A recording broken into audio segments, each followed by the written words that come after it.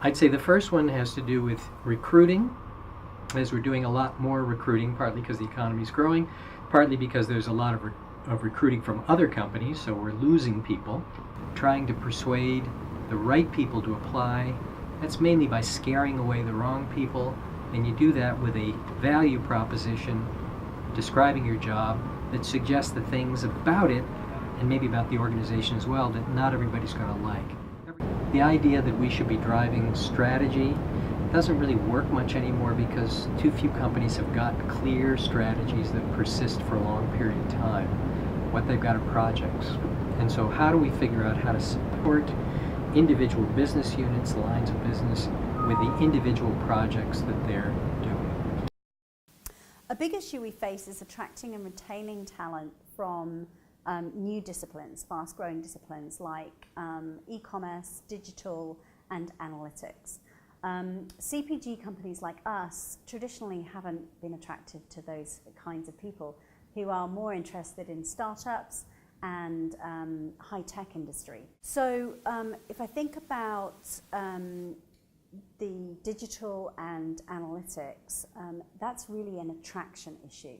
It's how do we reshape our employment value proposition so that they are interested in coming and working for us?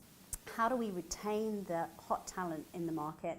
And we do that by thinking about their development and continued education so that they feel that they're growing with us in Kimberly-Clark, and then also making sure that we are competitive in terms of pay and benefits.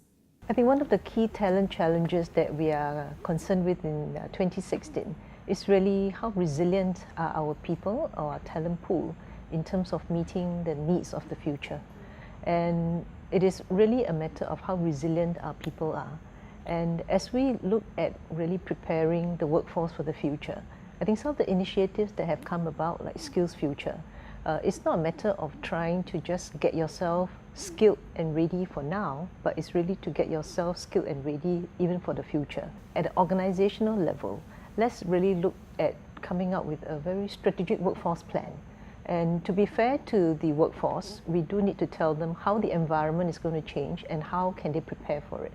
So as an organization, it's actually our responsibility to make sure that we put in place some form of a roadmap and also give people the opportunity to take the time to upskill themselves so that they can be prepared and ready for the future.